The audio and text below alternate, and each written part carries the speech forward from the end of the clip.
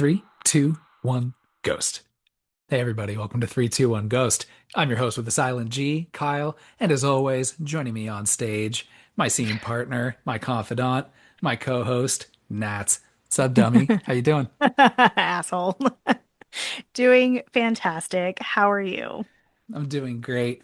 Hey, everybody. We made it through the Natalie May gauntlet, so to speak. Um, Happy birthday month. Thank you. Of course. We are ending this month on a note, On a magical note. on a magical note. Um, a movie that I've certainly heard plenty of, but Hmm. completely was out of my peripheral for the longest time. I've never seen it up until now, but the 1978 like horror fantasy ventriloquist situation, Would you magic. like psychological horror? Sure. Yeah. I mean, I Right? guess so. Like Slasher-ish? he's got some kind of vague schizophrenic Hmm. split personality situation going on, Hmm. putting it in a doll. I Love was that. really hoping for that doll to be real for a second. There was a moment where I thought maybe when we get to those points in the movie where we thought like, ooh, he's real. Yeah. Because there were a couple moments where I was like, this is it. But no, it's just absolute vague mental illness. May I ask, since you chose the movies for this month, Mhm. outside of course our franchise series, um, why'd you want to do this one? Well, we don't do a lot of movies from the 70s. Mm-mm. So that was one reason, but in all fairness, I really shit on movies from the 70s. So I always feel really bad when I choose something from the 70s or when you do and I don't like it. But this one had been on my radar for a while to just watch, and I hadn't seen it. I really enjoy Anthony Hopkins. So I was curious to see him younger, to see what his acting is like. Because the first time I ever saw Anthony Hopkins was as a kid in Silence of the Lambs. So he was already kind of up there in age by that point. So I love anything that has a dummy or ventriloquist dummy or dolls or that sort of thing. So I think I've shared that before. Go listen to our Dead Silence episode. But yeah, that was pretty much it. And I had never seen it before and it had just been on my list for a while. So I was like, fuck it. Let's see how this goes. And I will be honest, it was not what I expected at all in good ways and bad ways. Definitely. Um, I mean, I think industry legend Anthony Hopkins probably, right? Oh, absolutely. And I might be handing out a few here because I don't think we have done a movie. Now, we've done movies that have won Academy Awards, which I Hmm. bungled that, I think, on whatever last episode we Hmm. did. Um, I don't think we've done a movie that is so packed with Academy Award nominees and winners. Dude, yeah. So I didn't realize, first of all, this movie is directed by Richard fucking Attenborough. I know I didn't know that either when I chose it. Fucking John Hammond is directing this movie. I honestly, okay, full disclosure, I did not know that he was a director before he was an actor. Hmm. And apparently he was. So good on him. Yeah. So he did this. Let's see. The movie is written by William Goldman. He did, what did he do? Butch Cassidy and the Sundance Kid. He also wrote All the President's Men. He also wrote this. Um, Single writer, Love a Single Vision. well, also this is his novel. Right. Oh, this is based off a novel. No, it's his novel. So he Okay. wrote the book and he wrote the screenplay, which I don't think Hmm. I've ever heard of before. I can't Yeah, I think don't of an know. example, but I thought that was really interesting. And the novel had only been written like 2 years before this movie. Again, like I said, you've got industry legend Anthony Hopkins leading this as Hmm. Corky, good old Corky. And you've got Anne Margaret, who also has been Crazy. nominated for what was it? Sorry, I don't remember off the top of my head. It was a musical. She Bye was in Bye Birdie. musicals. Bye Bye Birdie. Thank you. She's Um, amazing in that. she's got the situation like Cher and like other like first name Hmm. only Yeah. actresses from the era. I Yeah. like that. Good for I her. love that. And Margaret. Yeah. Um, dude, and you got fucking industry legend. So industry legend and Margaret. I Mm. like her. Um, then you also have industry fucking legend Burgess Meredith, who was the fucking Penguin. He was fucking Mickey. Wasn't I just talking about Rocky the other day? I think Yeah, during you our May were. episode. Uh-huh. Um, dude, this was 2 years after Rocky. That's wild. Yeah. And low key, he's really, really good at this. Oh, he's so good in this. I was not We'll expecting get to this. him. He's Yeah. so fucking good in this. Yeah. So rightfully, I looked through the awards. This was nominated for a few Saturn Awards. I think Anthony Hopkins and Margaret, but Burgess Meredith was the only winner. Mm. It didn't win Best Horror Film. It lost. That was a stacked category that year, but Mm. because Halloween was also nominated, but Mm. both lost to The Wicker Man, which I'm like, I Oh, like that's Wicker wild. Man. I do, and I get I it. do too, but Halloween probably should have won Yeah. I mean, I don't, you could argue both have very lasting effect on horror, but I still say for sure. Halloween's just more fun. Yeah, yeah. Yeah. We're always gonna go fun first. Yeah. 100%. So, yeah, I don't know. Like I just also just yeah, I agree with you. I love a ventriloquist dummy situation. Um Mhm. I may have given Dead Silence 5 boosts. I forget. That it'd be pretty unhinged, but um yeah. Oh my gosh. It's just always like a fun situation and like a profession that I admire from afar, you know? Do you want to know our boo scores for Dead Silence? Oh So yeah, everyone sure. has reference. We actually gave it a 3. That's insane. Sorry. I feel like Maybe that's kind of low. yeah.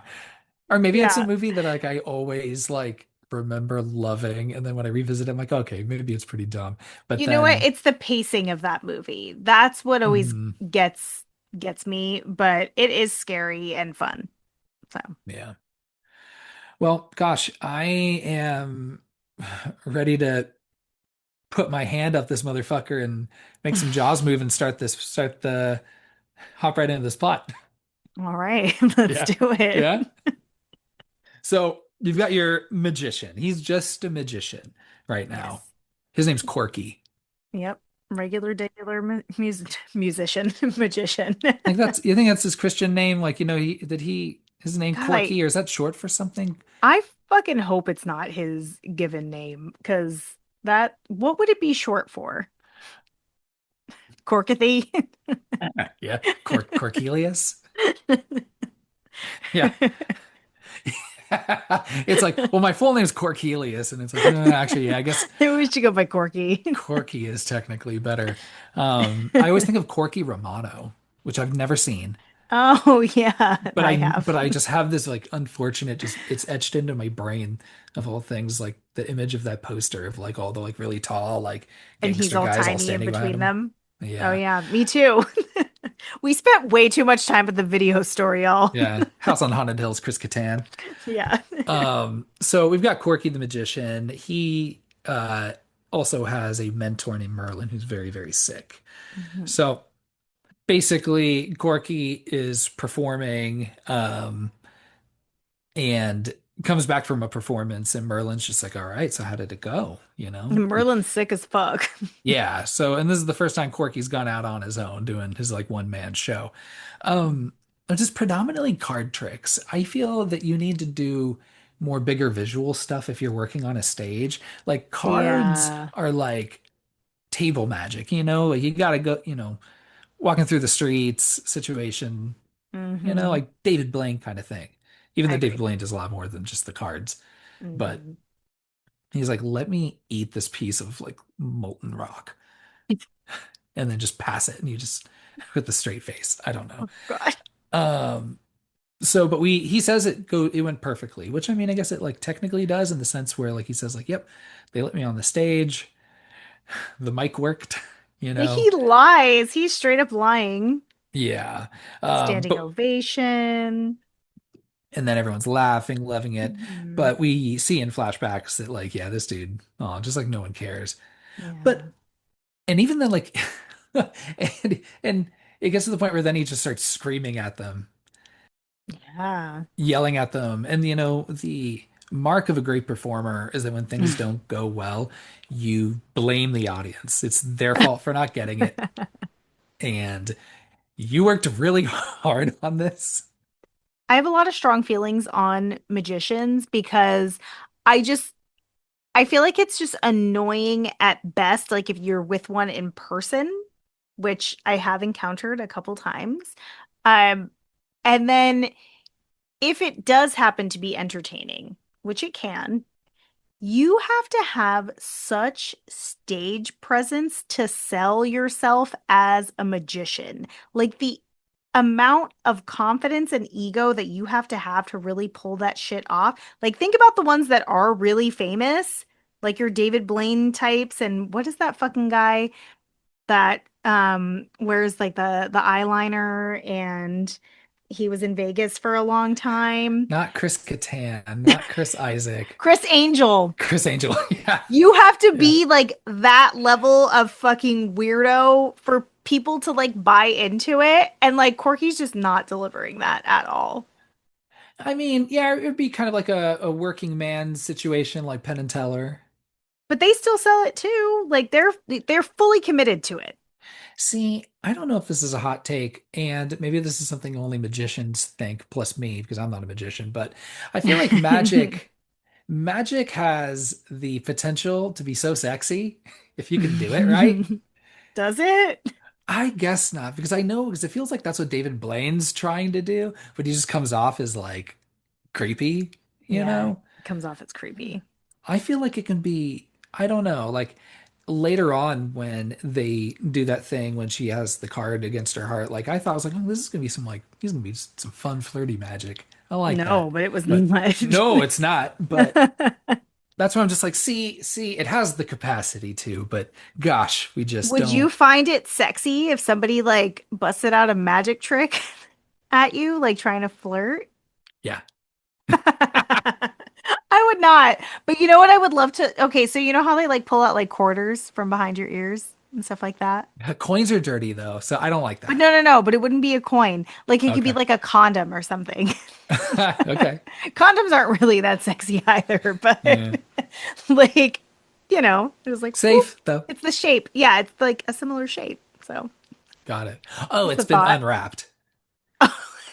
No, I don't think it should be unwrapped. Oh, well, Because if you then make you really gotta jump to it because you already have an open condom. well, if you're making the circle shape, that's what you were I did making. make a circle shape with my, well, I mean, that's the general shape. Yes. Okay, the point is, I'm not a magician. Yeah.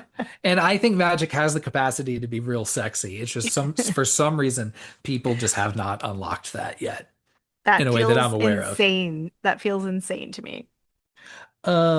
And then also this isn't really a magic show as it is like it's an open mic. Hmm. So, do you ever go to an open mic before? Ever been dragged to an open mic before? Yeah, my mom is really into stuff like that. Oh, So, weird. yeah, like I have like she doesn't get up on the mic. She just likes to watch. Well, I was thinking I just thought people would go. I guess maybe in my experiences, like open mics, you just perform for everybody else who's also performing. Yeah, So if you yeah. go there and To you're get an not audience. performing, it's because your like spouse or partner or friend Hmm. wants you to go. Yeah, And no. I think my mom likes to see new aspiring people because ooh. she will laugh at anything. Oh, She will laugh at oh, anything. oh. Okay. I thought you were saying because I'm just so used to musicians. No, Like no, I'm I talking don't. about comedy shows. Yeah. Okay. Mhm. So she's just down for a smile. She's just down for a laugh. Yeah. Yeah. Okay. I like that. Yeah. That's the How other about you? thing. My So you've been to experience, musical ones. yeah, where it's like people performing. I don't know if there was like any like mix of like comedy. Usually it was just people with acoustic guitars. After band practice, when I was living in San Francisco, the singer of this band I was in, I played guitar. We would go down the street to a bar that we were going to anyway, but on Tuesday nights after band practice, I wish I remember the name of it. It's like a block off Geary, but so I can't shout them out if they even exist anymore. It's probably high rises now. Yeah, There's probably a few condos. Um, but we would just play acoustic covers of like 90s songs, and we called ourselves Stranger Danger. love that. Yeah, it was really good. Yeah, we did I was really proud. We would do Natalie and Brulia, and Mm, you only get one or two songs. So we'd usually do Natalie and Brulia and Eve Six. That love sounds that. fucking so good. But shout out Eve Six. Um, so where was I? Oh yeah, open mic stories. Okay, next. Uh, Merlin's like, well, okay, so maybe it didn't go so well, judging from your flashbacks and him basically, Judging from it, your flashbacks. yeah, and he's like, but hey, you just got to work at it, man. I think you're gonna be great, which I appreciate. He hmm is very encouraging people through this Yeah. movie. And he Um, says he needs to work on his stage presence.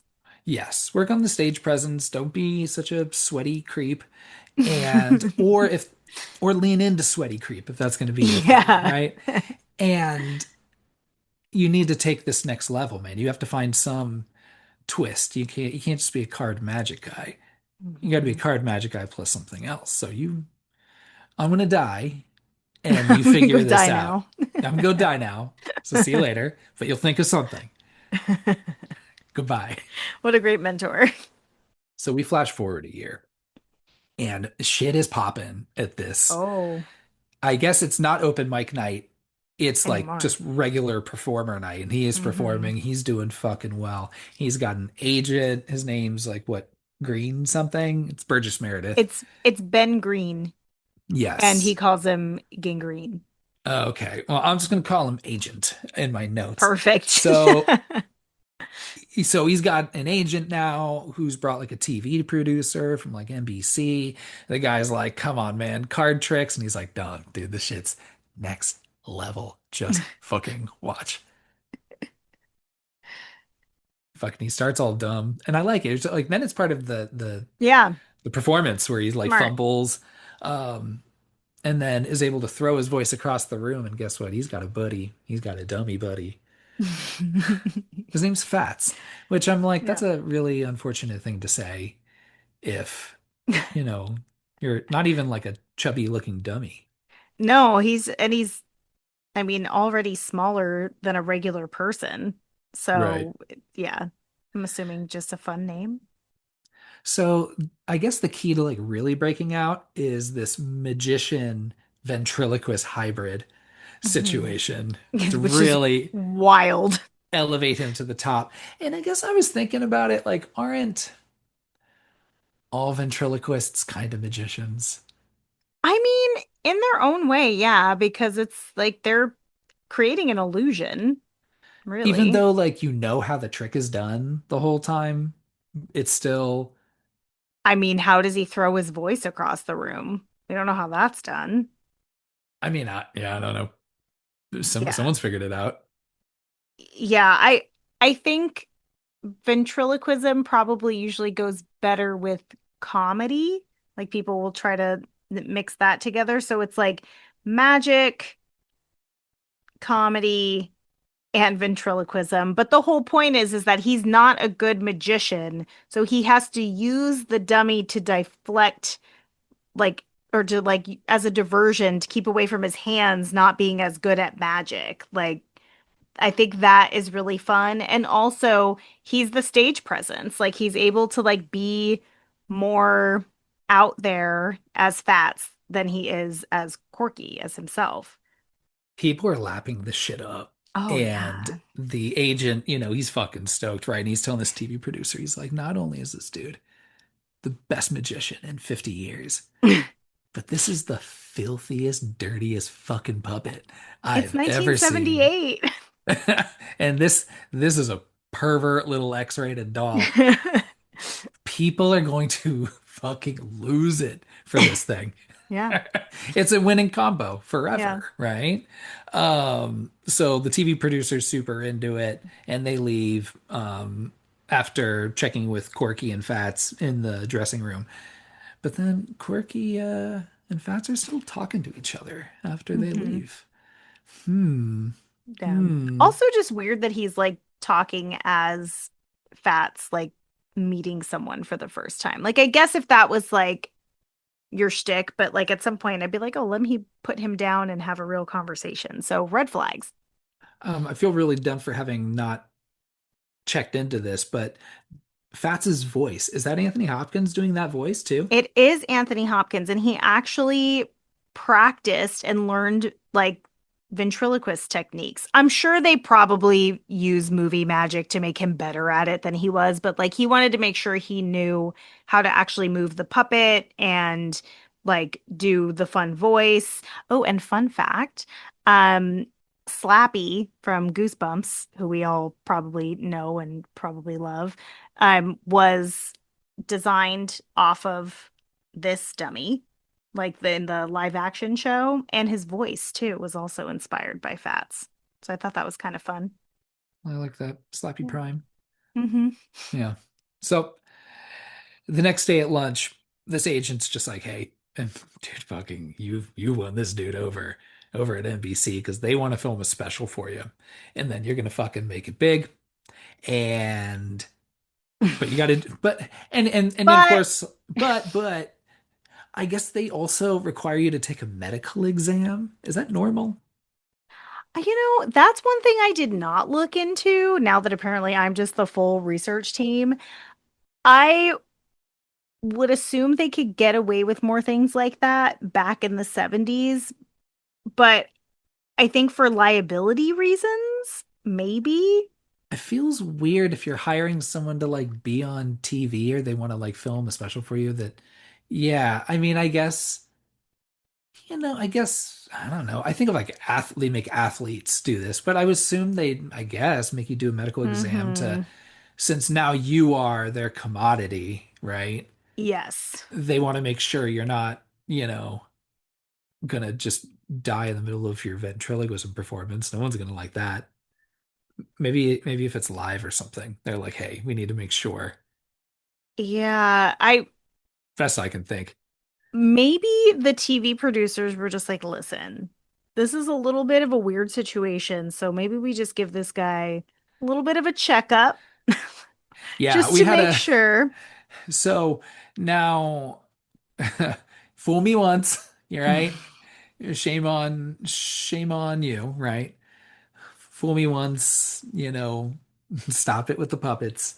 Like maybe it was a situation where they had a couple attempts at like a ventriloquism situation Hmm. or some sort of live thing, and then something really bad happened. I don't know.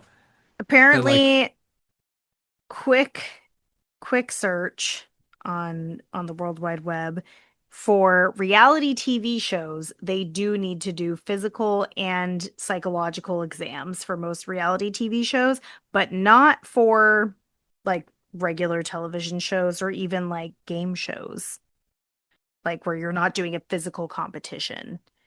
I had a cousin that was on a reality competition TV show, and they did like a kind of like psychological test, but he was under the impression, I think, and I was under the impression that it's like, no, that's just how that's where you weed out the fun personalities. Like they're like That's what I this was this thinking. person's gonna be fucking great in the middle of this group. This person's just Yeah. gonna make shit crazy. Yeah, You they're like know, that one's a little wild. Let's cast them. basically though, Corky's like, hey, well, he doesn't say this to the agent, but he's like, he knows internally he's got some stuff going on mentally because Hmm. he's certainly developing this other character, right? In Hmm. Fats. So he's just like, hey, he says some bullshit about principles. He's like, he ain't doing this. The agent like tries his best to negotiate. He's like, I mean, I Yeah. don't know, man. Like, are you sure this isn't you just getting scared? Again, like he's a supportive Yeah. guy. Yeah. He's like, I'll try. But he's like, hey, they aren't budging. Like they need just to make sure, your insides are okay, I guess. Yeah. Yeah. Later that day, he's at his apartment, the agent's calling him, and he's like, dude, let me just come over. Like, hey, let's talk this through. Um, but Corky calls a cab and just fucking books it out of the city. Hmm. Um, to just this random place in the countryside, but he takes Fats with him. Hmm. And then you've got this, I don't know, honestly, frankly, unnecessary part, um, where he stops by his childhood home, Hmm. which is like abandoned and like boarded up, and then also by a cemetery where at least his parents are buried. Hmm. I don't know. But basically just to say, oh, he doesn't have a family, or like, oh, maybe he had a lonely upbringing, and then that is the reason he also has a split personality in this ventriloquist doll, Maybe. right? I also wonder because I was thinking I was like he could get through like a psychological exam, but I was like because then I was like, "Oh, maybe he can't stay away from fats that long." But he spends quite a bit of time away from fats like throughout this movie. Like there's little portions where he can. So, yeah, the nature of his psychosis is unclear. Nor are you seeing how it like develops at all. Like all of a sudden it's a year later Just and he's like, split. oh, I'm a ventriloquist now. And then also Hmm. I have a split personality through this doll. So there is no like, Yeah, I don't know, it didn't really hint at it that much no in the workup. beginning. Yeah, in the workup. Hmm. So I don't know. So he has no family, sure. He directs the cab driver to this like, I don't know, what would you call this like cabin campsite kind of situation where it was like a big house, but also like a cabin or two or three. Yeah, it almost it looks like if it's as if it was a camp for children or like a Friday the 13th situation where there's like Yeah. little cabins that you can like sleep in.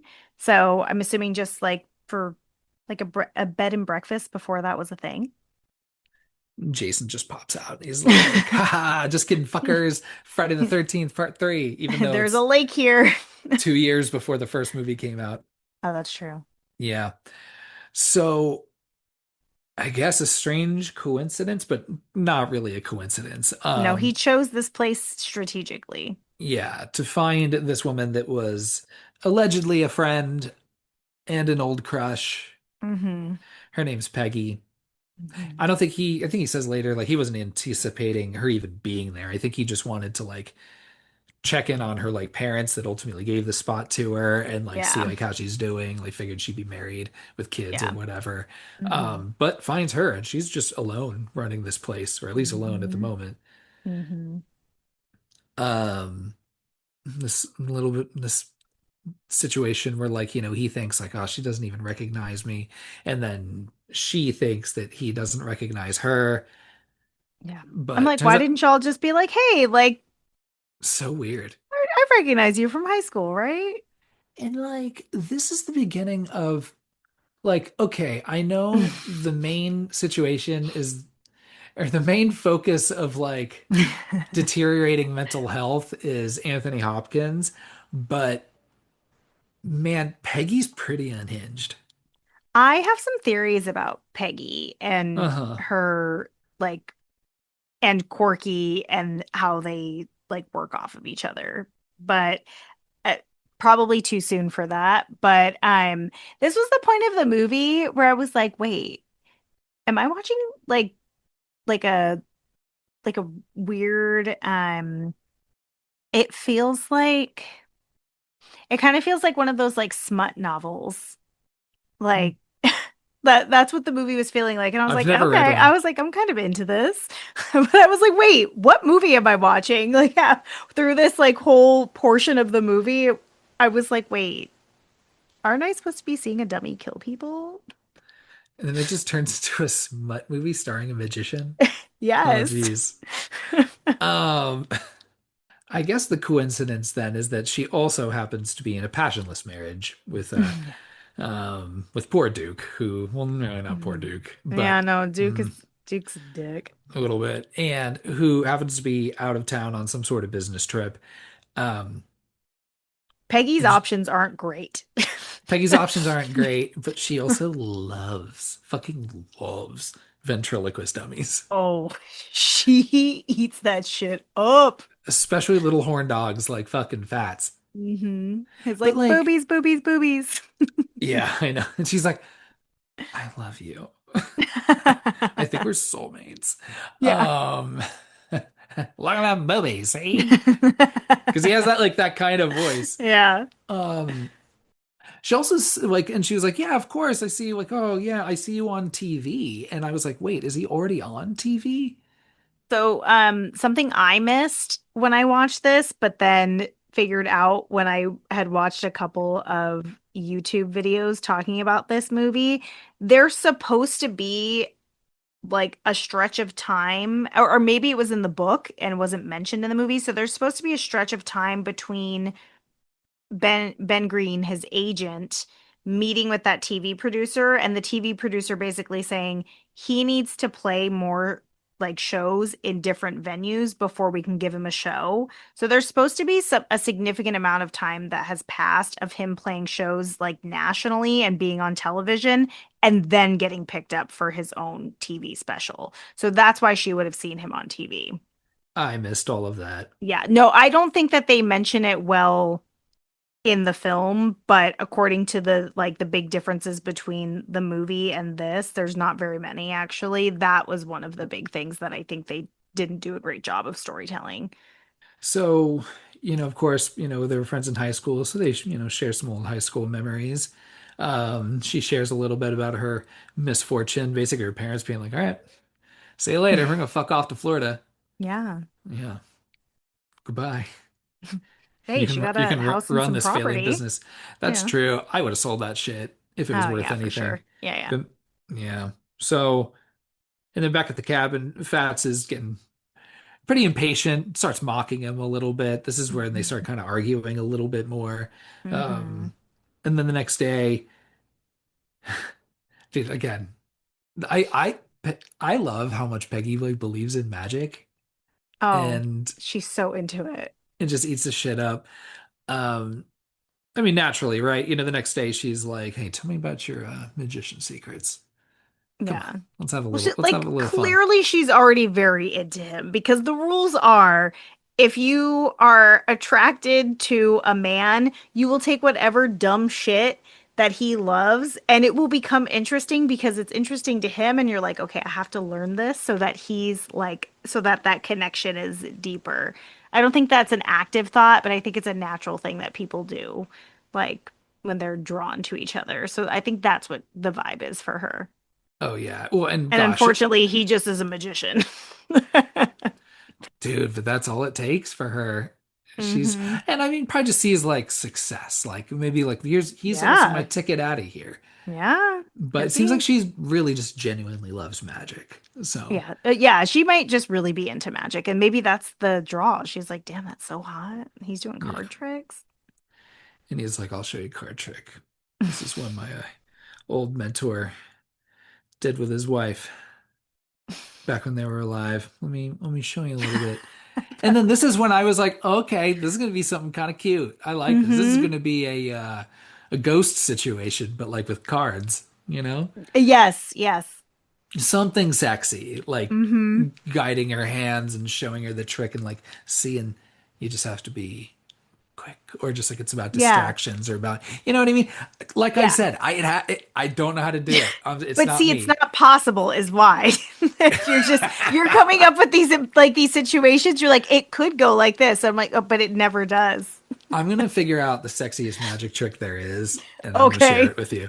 I love that. So basically, again, this should be, and anyway, at the very least, this should be like a flirty situation because Yeah. it's, he is gonna like guess what her card is, like using two different decks. I don't know. I wasn't really exactly following the trick, Do you want me to but tell you the trick? no. Like, do you want me to explain it to you? Well, it's just like they have the cards and she picks a card and holds it against her heart and he guesses what it is. Well, yes and no. But it's a magic trick because he like so he sees, I don't know. It's okay. Bats gives it away at the end. There's two decks. I can explain this really quickly and easily. There's two decks. She has a deck, he has a deck. Uh-huh. She cuts her deck, picks a card, looks at the card, has to put it back into that deck, and then they swap decks. So he now has the card she was holding from which she pulled, and she has to then look for that same card from the second deck. So she's put the one that she actually grabbed back in there and has to find it again. So then he has to figure out which one is hers, which is why he's able to know which card is hers because he's watching her hands and where she's placing the card. Like he's like card counting, essentially. It's like gambling. So that's how the trick works. Did that make And sense? yeah, it does. Okay. He doesn't get it right the first time. And of course, like a true professional, just yells at her and blames her for fucking it up. You don't think it was intentional that that they didn't get it right the first time? Oh, no, I don't know. I think he just couldn't do the trick.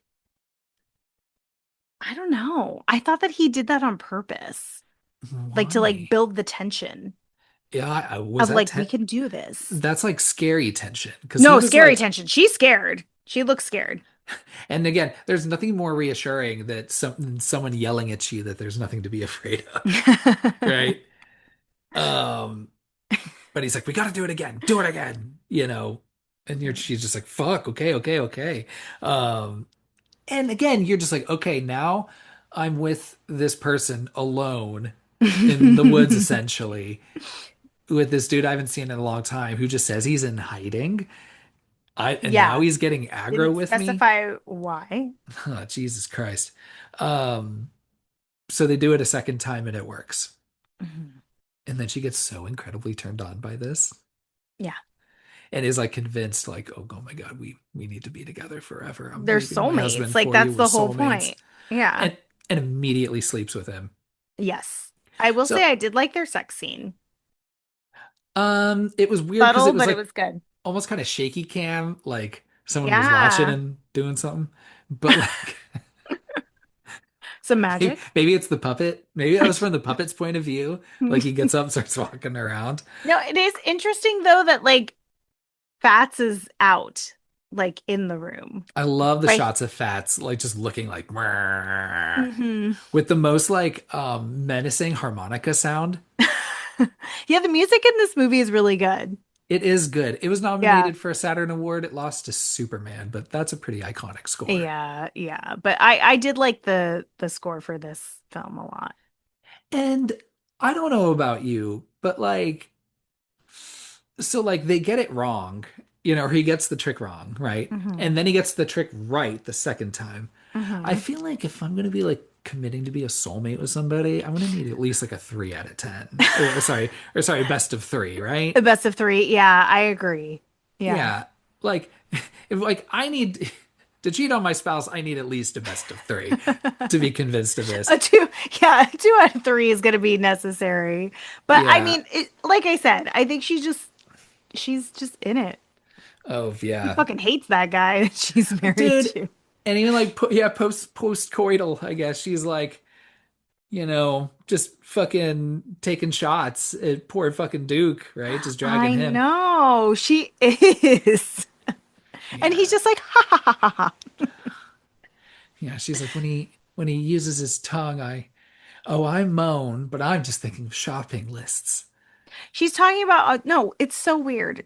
Her story is that they're not like having sex, like completely. Like he likes to lick on her ear for a while. Hmm. Because she acted like she liked it like a lot one time, and now she just has to keep that going. Oh, I thought like she started talking about him going down on her or something. No, she's talking Whoops. about kissing on her ear. Right. Yeah, and I was like, girl, I'd be thinking about a shopping list too. Yeah. Well, and then maybe why she's like, hey, look, if I'm gonna like this from anybody, it'll be the from the tongue of a ventriloquist, right? A skilled tongue. Yeah. So, and again, yeah. So Corky's just like, I love you. Run away with me. Yeah. And even volunteers to leave Fats behind. Yeah, this has Um, happened. This has been going on for a day. He's like sold. yeah. Even though she didn't ask him to get rid of Fats, if anything, she's like, no, this is I why I love know. you, is because of this You're fucking the meal puppet. ticket. Yeah, 100%. Mm-hmm. So she's like fucking on board with this. He goes back to his cabin, um, starts arguing with Fats, and Fats is like, what the fuck, dude? What? You're bringing another woman in this? And you're trying to fucking ditch me? Yeah. You fucking For some asshole. pussy that you've had for 24 hours? What Yeah. happened to brotherhood? What Buddy, happened to bros before hoes? you have had your hand in me all year. And now the fuck? One night? One night? Get the fuck out of here. Get your hand out of me. Oh, I'm talking to you.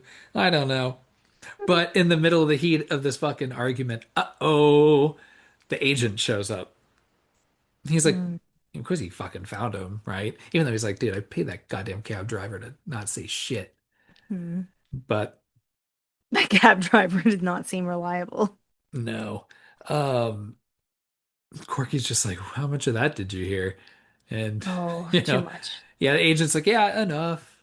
And yeah, Corky's just trying to be like, oh yeah, it was part of the act. Don't worry. I'm not crazy, huh? And just looking desperate. And then low key, you get like a soft, lovely scene I with love this Burgess Meredith scene. here. Like really, like don't get me wrong. Okay, maybe his methods are a little maybe Mean. not as doctor approved, you know, like making him sit for 5 minutes and not do it. Yeah. Like, but I think his just real like want for like, hey man, like get some help. Like Mhm. I can pull some levers to make sure you get like the best help. Yeah. And that and again, you getting help, like that's hey, that's just going to be another step now. Just another step on your path hmm to being a success. hmm Let's go. Like it's such like I was like, man, Burgess Meredith, you're so fucking good at this, dude. Yeah. This scene is really it plays out really well because I was into this movie. I was like having a good time watching it. It's kind of weird, but this scene is where like I got really sold on it because the tenseness and the uncomfortableness of him saying like just make that shut up for 5 minutes and them just sitting there and it being very much I didn't time it but it was looking like it was in real time from when he's like how much time has it been and he's like about 30 seconds and I'm like oh my God it's only been 30 seconds. Yeah. 2 minutes, huh? And he's like, minute 45. Oh my God, yeah, like that shit's tense. And one thing so I watched this scene twice. I went back and watched it again. The camera work also is really good. Like when they're feeling anxious or getting tense, they really zoom in on their faces and Mhm. then they kind of like go back a little bit and zoom out and you feel like okay, I can take a breath. But and the way that they bring Fats back into the shot, like, because you don't see him for a while, and the way he comes back into the shot, and then he's like, I can't fucking make it. Like, that I just think that really like I think that this whole scene like gave a whole boo to this movie for me. I really enjoyed it. I agree with you. So ultimately, he's like, okay, well, You're insane. I'm gonna So leave and I'm gonna maybe try and see what I can do to connect. I got to make some phone calls basically to kind of basically put a pause on some stuff. Mhm. Um, fuck, he tries to leave and then Fats just says, Fats is like, or sorry, Fats is like, you got to kill him. You know that, right? Straight up. And then fucking Corky's like, with what? And he goes, with what? Me, or something. I forget. I can't, I'm not doing the Yeah. right voice, but I do like him using the skull of Fats to bludgeon hmm fucking poor Ben Green here. I know he did not deserve that. Yeah, dude. And isn't even dead yet and fucking is like dragging him out, pulling him out to the middle of the lake to dump the body. Um, Almost interrupted by both Peggy. hmm You want the asparagus tips? Yeah. Don't say you don't know. Just give her an answer. If you really need her to leave, Yeah, just say exactly. the first one. That sounds Yeah. great.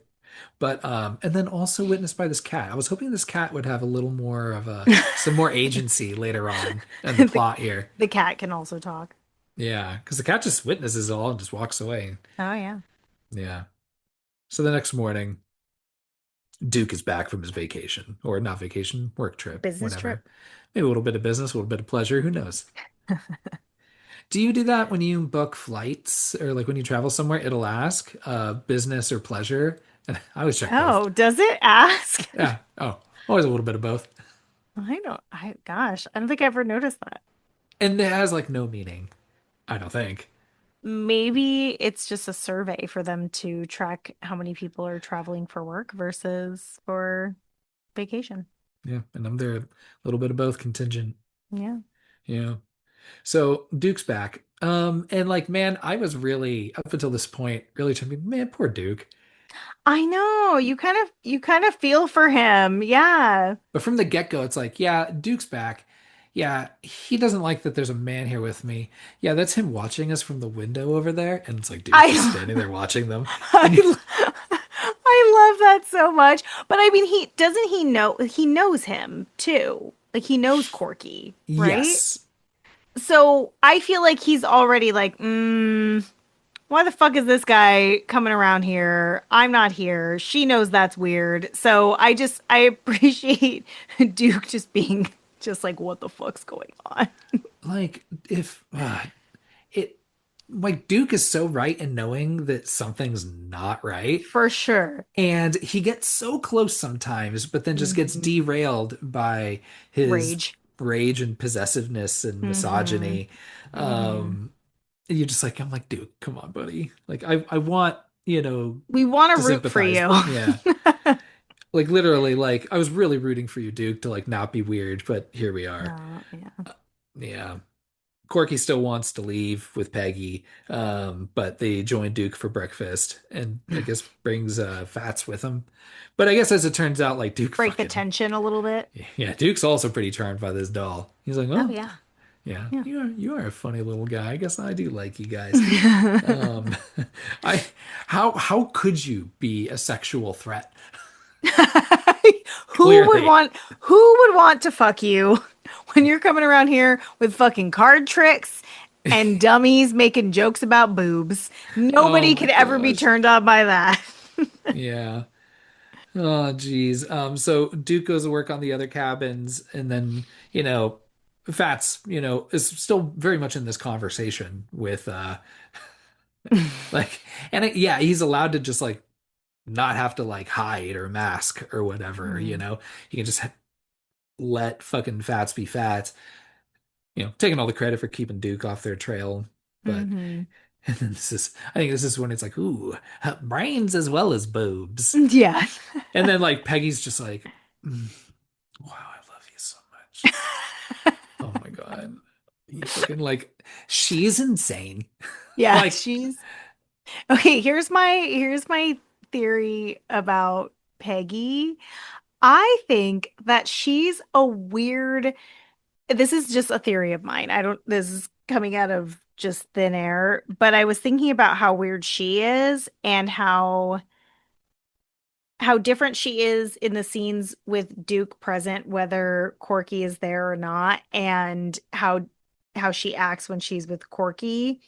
She almost has her own split, like her two different selves too. So she has like her fun, carefree self that she has with Corky, and then she has her like serious, stuck with responsibility, like, husband that's licking her ear. Like she's got these two completely different personas as well, and it to me it kind of mirrors Corky and Fats a little bit. and then that other third personality at the end there, whatever the fuck that was with that voice. So fucking, Corky like just doesn't think things through, right? Yeah. Tries to dump that body in the lake, but Hmm. doesn't do anything about the fucking car he drove in with. So Duke Dude. finds this Rolls Royce just Yeah, sitting there. how inconspicuous. Yeah, and that's an $80,000 car in 1978. So I'm Okay, like, good. You looked into that. yeah, well, I don't know what the it'd be with inflation now, but probably a couple Expensive. hundred grand, Hmm. probably. Probably, yeah. Yeah. Corky pretends he never saw this person. He's like, I don't, or no, or he pretends that like he knows that it's his agent's car, but he's like, I don't know, he left. or I didn't see Hmm. him. I don't know. But he also fakes this phone conversation to I throw love when he Peggy off fakes as the well. phone conversation. It's so good. It is pretty good. He does have a good conversation with himself. Yeah. And like again, Duke isn't buying it, which he shouldn't.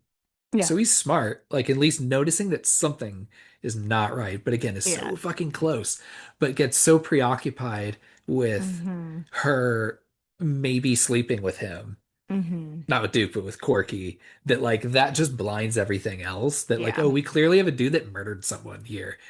Yeah. We need to work Like, together yeah. Like he's at like, least. we can focus on the infidelity later. Like we just this guy's probably a murderer. Yeah.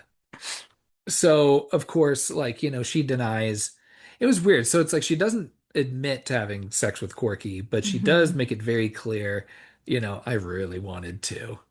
So to be Yeah. like, I don't know, to be like, I didn't do You anything should be wrong, but then worried. also you should be worried. So Yeah. I don't, it's just playing with Yeah. fire. Yeah. So he's And like, he okay. threatens to beat her too. Yes, he does threaten to beat her. That's Yeah. terrible. And So pushes fuck her. Duke. Yeah. Yes. So again, yeah. And then Duke's like, hey, I like to go on a little walk with Corky now. Maybe a little bit of a little ride on this boat. Just to have a conversation. And I'm like, I Hmm. would not get on a boat. Honestly, with either No. of those dudes. No. I thought that Duke was going to try to kill Corky in that Yeah. moment. Like he's taking him out on a boat. Yeah. No one Mm-mm. no one I'm not that going out you on that boat with yeah. you. No one Yeah, takes you like, out on a boat and like you that. shouldn't want to go out on the boat with him. Like, Yeah. he probably murdered someone. Where did that Rolls Royce come from? And if he didn't, Duke might want to murder you. There's a lot of murder possibility. But again, Duke is like so focused on losing Peggy. But then Hmm. Corky's like, hey man, nah, maybe she likes you. I don't know. Yeah. She just being an asshole. Um, Yeah. but then, of course, this gets interrupted, but by again, poor planning on Corky's part. Um, you've got the agent's body just washed ashore I on the other end of the lake. So, like the fake out too with yeah, oh yeah, yeah. the You, fishing, and he's ready to kill him oh yeah, yeah, yeah. I see, and yeah, I guess without fats. yeah. See, Hmm. that's why it's like, man, is it really Fats? Fats is Hmm. just a tool. Yeah, literally. Mm. So, they go to try and revive him. I'd never heard this term "kiss of life," but Me either. I love yeah. that. So Very romantic. yeah, I like that Duke was very forward. I'm gonna give him the kiss of life. Yeah. Like, I guess CPR wasn't like maybe that process was not invented then. Oh, maybe. Yeah, I didn't think about that. You should probably look into that.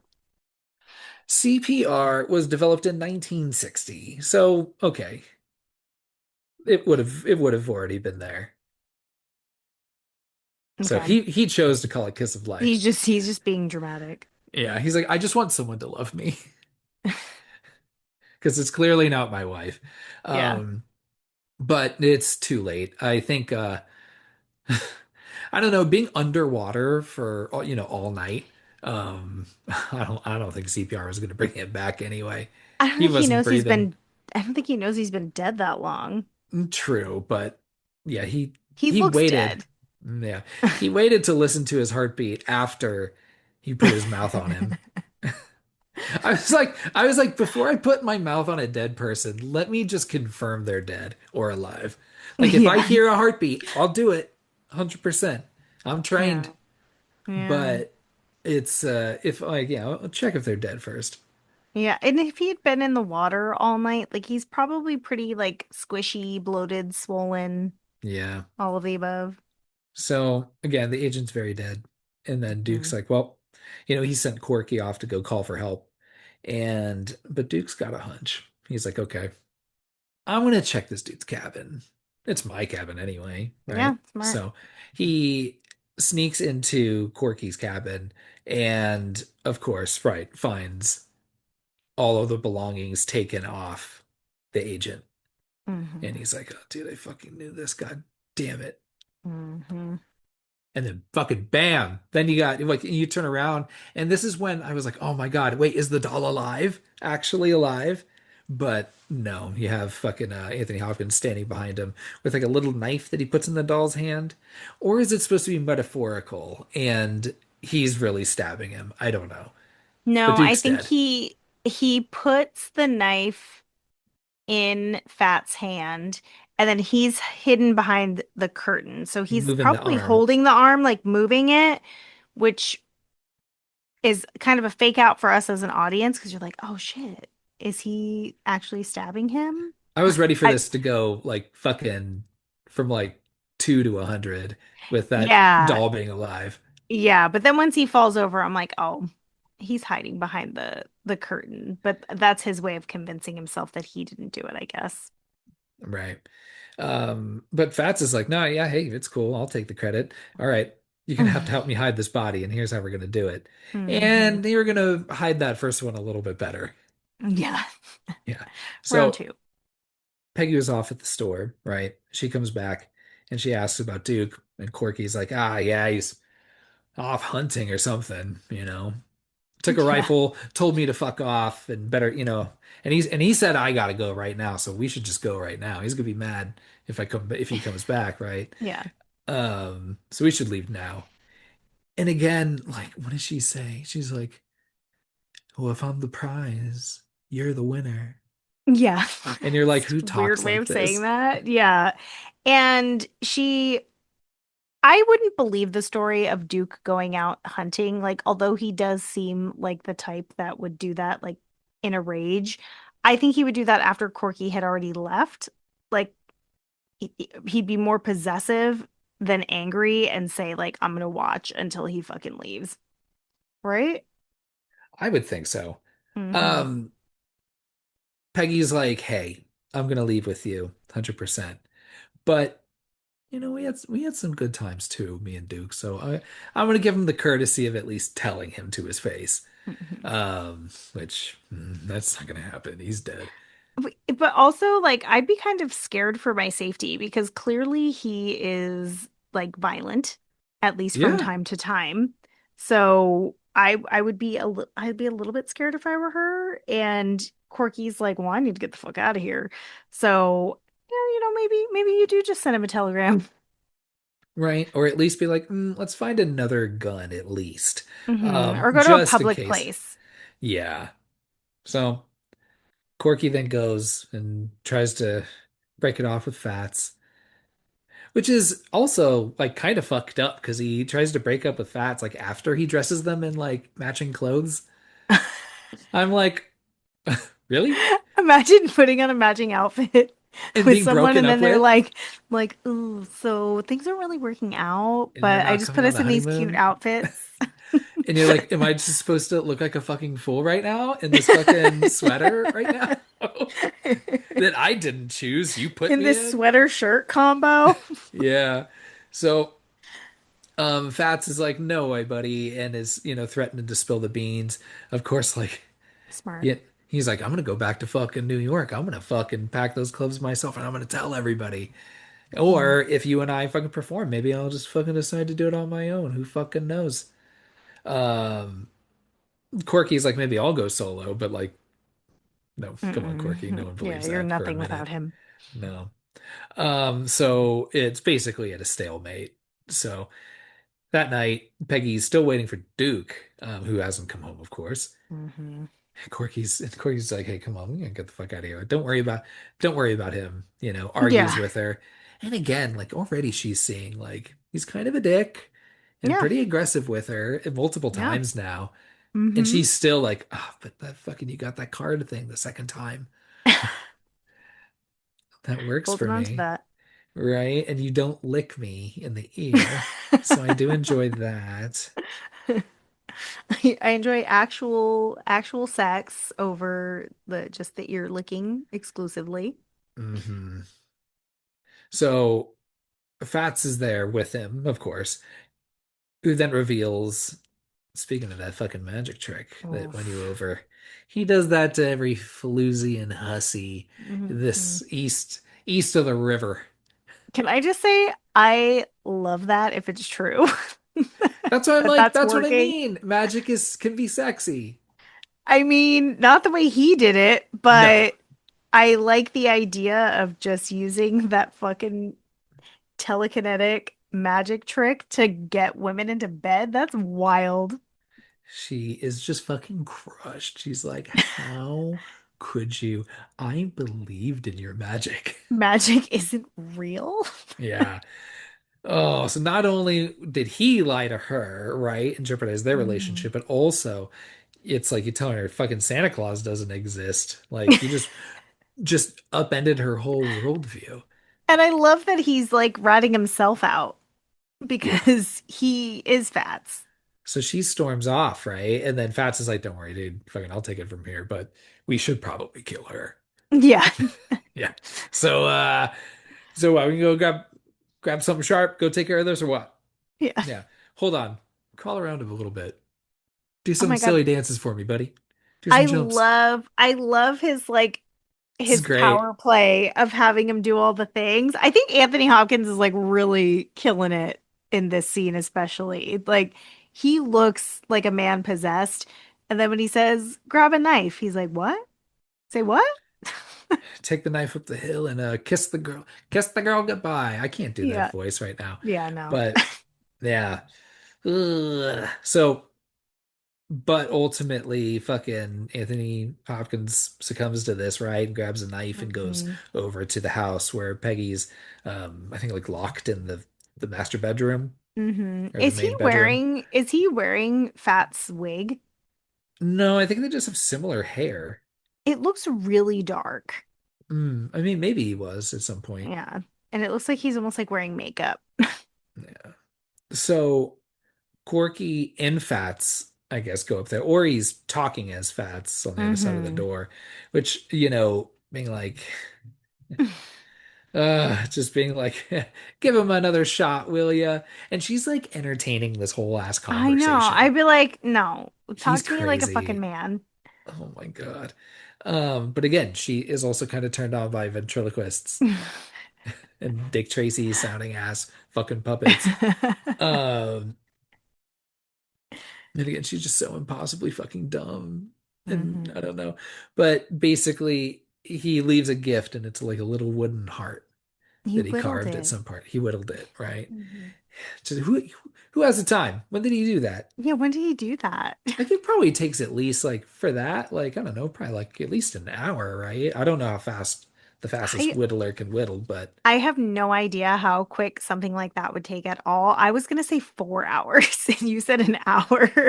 yeah, sorry. That is a very presumptuous overestimation of myself. I don't think I could do it in an hour, but I think someone No, if competent could do it yeah, if you in had if you're regularly moving been doing really that. fast in a contest. Yeah. Right? Because you're just shave, shave, Okay. shave, shave, shave. And yet, if you find a good piece of wood first, you must have looked into it. I don't It know. is important to find a good piece of wood. Always. So, and even ventriloquist will tell you. So he leaves that gift for her right under the door. Mhm. And like is just kind of hiding along the door. Like you think he's gonna try and kill her, like try and bait her out, but he ends up just kind of bailing back to the cabin. It feels Hmm. like the movie ends pretty abruptly because Yeah. he he was trying to bait her out to kill her, or at least I think was being, you know, um not like possessed to, but you know what I mean. Yeah. By And who he thinks is Fats. right. And but ultimately takes the knife and goes back down to the cabin and then stabs himself right Hmm. in the chest. Basically, to end the reign of terror for good, I suppose. And protect Peggy. Right? And I can you help me understand what happens here? Because Oh yeah. Peggy like has a change of heart, opens the door, and she's like, "Oh, a wooden heart. I love it." And then goes down. She's like, "Hope you didn't change your mind, because I'm still here." And blah blah blah blah blah. And then she like starts like a- adopting this Fats like voice and cackling to herself. and she tosses this wooden heart in the air, and then it just freezes on this wooden heart in And the the air blurry for heart. on this blurry heart for so long. Yeah, it does. Like I thought I was waiting with fucking Burgess Meredith trying to like not like both like why is this still going so long? Is something gonna happen? And then nope, credits start going over, and then Yeah. that's it. That's the movie. Tell me what happened.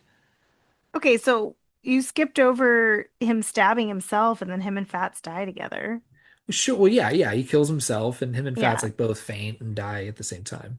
So I don't think it's that complicated. She was all pissed, thinking that she didn't want to go with him because he, pulled the wool over her eyes with his cool card magic trick. And she's thinking like, fuck this. I should probably just stay here, be miserable with this fucking possessive ass husband. And then he whittles the little heart and she's like, you know what? That's enough for me. The bar's really low. And decides that she wants to be with him. Now, the voice, the little voice, I don't know if that's intentional, but like I said earlier, I think this is a reflection of her leaning into her fantastic, whimsical self that she has when she was with Corky. And so she's like, you know what? I want to dive into who this person is. And that little wooden heart is part of that, but she's about to find that motherfucker dead. Yeah, I am so dumb because I was not picking that up at all. I was like, wait, I mean, obviously I know it's a figment of, you know, Anthony Hopkins's distorted reality, right? So Hmm. like Fats doesn't exist, but I don't know. I was like, did Fat exist? Does it like did he Well, like okay. possess her now and now she's acting like No, him? no. This is okay. Here's how I'm breaking it down. So for Corky, this is pure, like you referred to it maybe as like a little bit of schizophrenia, like that sort of thing. This guy has fully separated into two personalities, into two people, but they are very different. So Corky isn't very charismatic, isn't really great at telling jokes. Clearly, he takes his magic very seriously because he yells at people while he's doing it. Whereas Fats is fun, can ease tension in a room really easily. He's having a great time. He's making jokes, inappropriate jokes. Like he's everything that Corky is missing. So he's like created this extra personality as like a safe way to express himself.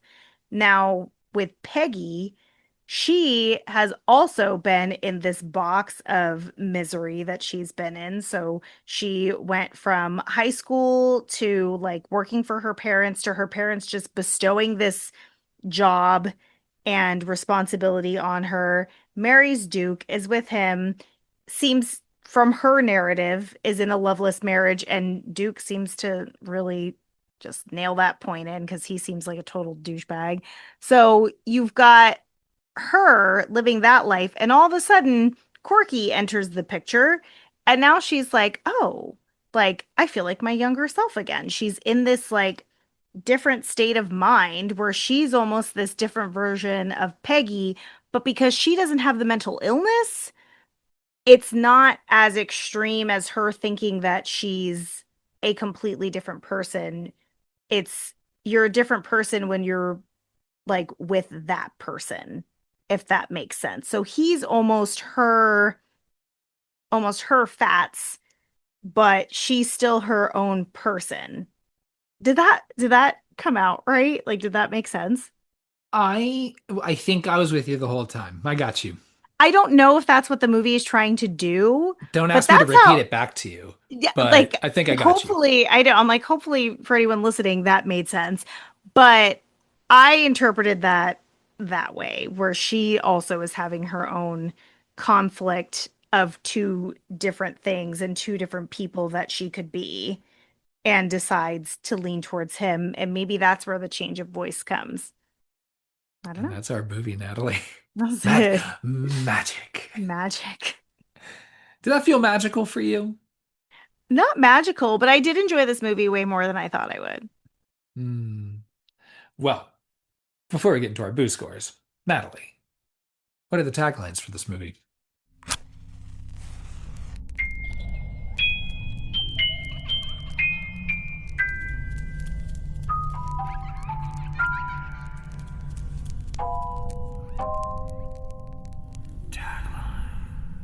All right. This movie has two taglines, and one of them is long and strange. So I'll start with that one. Abracadabra, I sit on his knee, presto changeo, and now he is me. Hocus pocus, we take her to bed. Magic is fun, we're dead. Okay, Does he so say that at some point? that is never said in this movie, and I would have loved it if it was, and that would have been a perfectly great tagline if that was said in the movie. Yeah. Uh, So I thought that was an interesting one. It's very long. And then the second one is just a terrifying love story, Hmm. which you could interpret being Corky and Fats, not Peggy and Corky. Yeah, because I think I don't know, I didn't get the sense of love from Corky. Again, I needed to see a little bit more between Corky and Fats. Like, you don't think they had a love story? I felt like they were always at odds with each other Oh, most of the yeah, time. for sure. I mean, it's a very toxic relationship that the two of them have, for sure. But they do complete each other. Yeah, yeah. Hmm. Yeah, I'm trying to think of, can't come up with a better one. So, Yeah. yeah, he's got his hand in everything, but like not really. But he's got his hand in that puppet. Hmm. Yeah, can't say. All right, That's Natalie, it. I want to hear your boo score. You want to hear my boo score first? Oh Yeah. no. I don't know that I actually have one. Okay, I'm gonna talk myself through it and see where I land. I have like a range, but Okay. okay.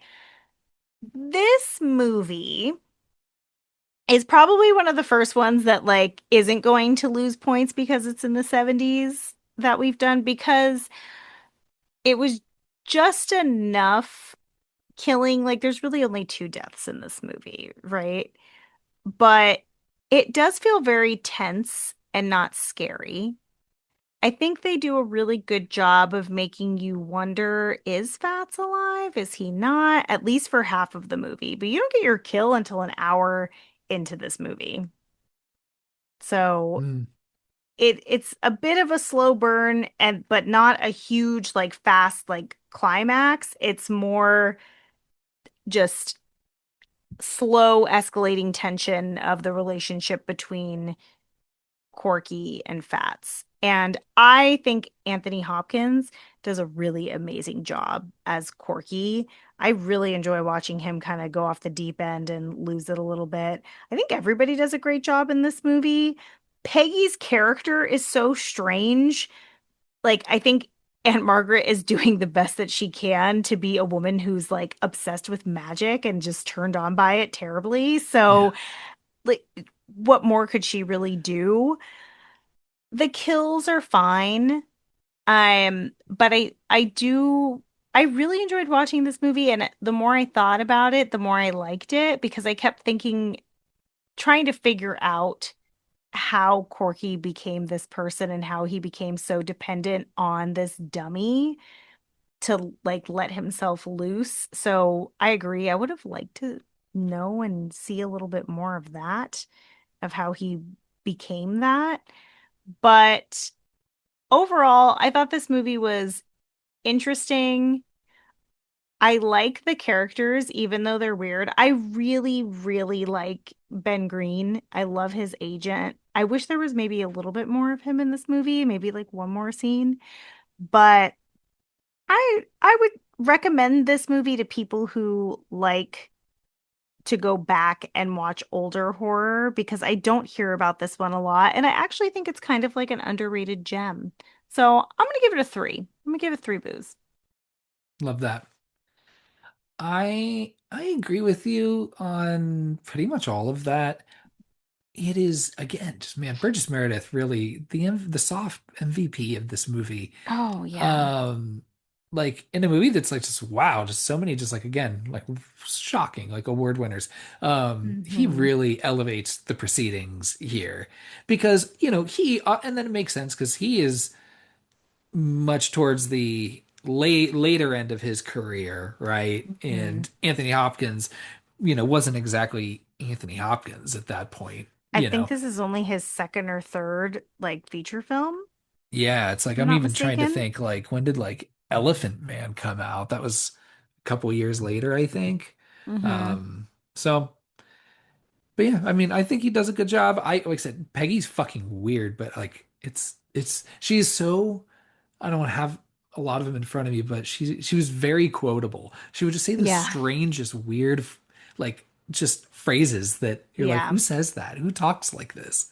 Hmm. So I appreciated watching her be weird, Yeah. instead of like some random, beautiful normal woman who's just attracted to ventriloquists. You know what I mean? I Like agree. let her be a little weird. Yeah, that's Um, true.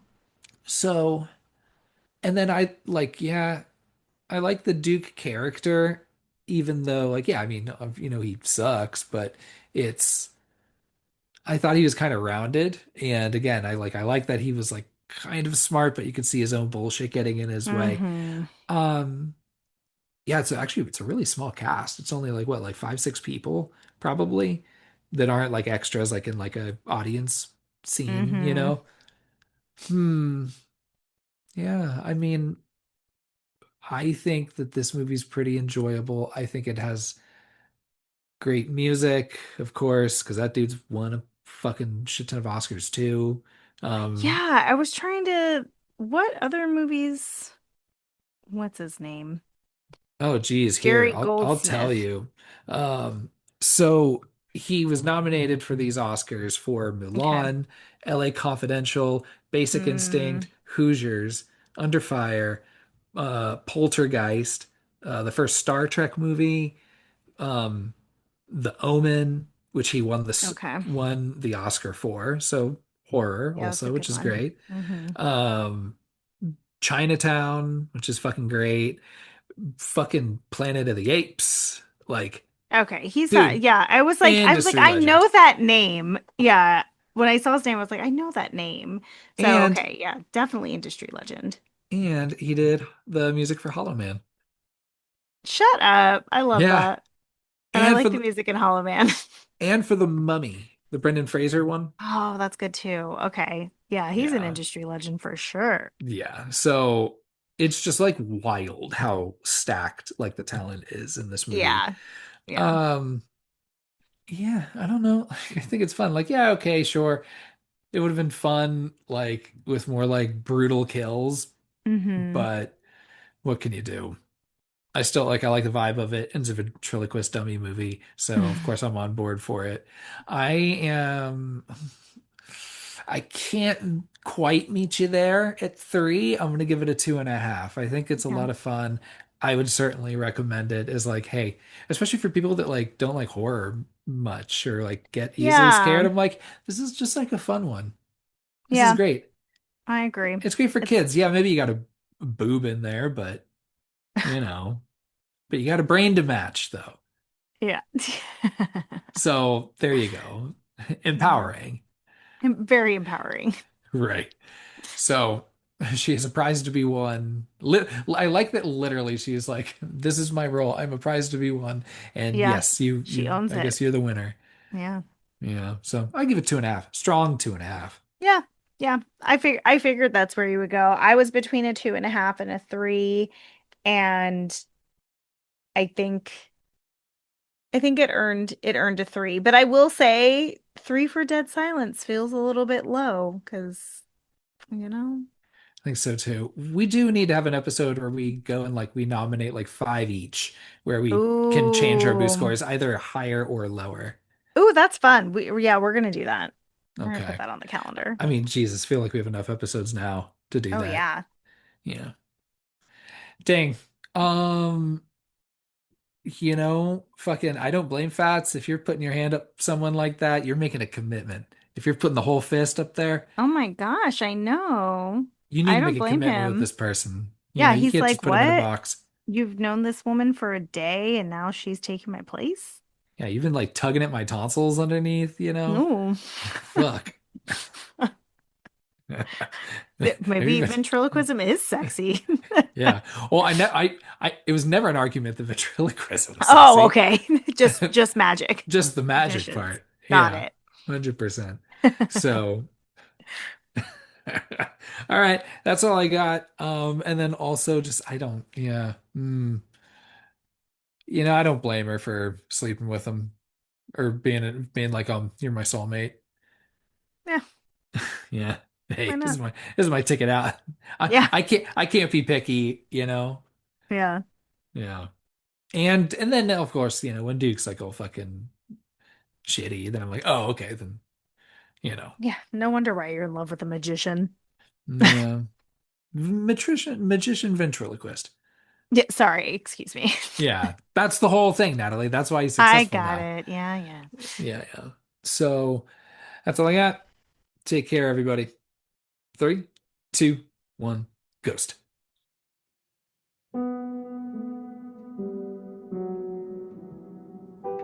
Thanks for listening to our episode on magic. If you enjoyed this episode, you could subscribe to our podcast and leave a 5 boo review on whichever platform you choose to listen. You can find us on Instagram at 321ghostpod and give us a follow, and let us know what you thought of the film. Follow us on Letterboxd at 321ghostpod to see the boo scores on all of the movies we've covered so far.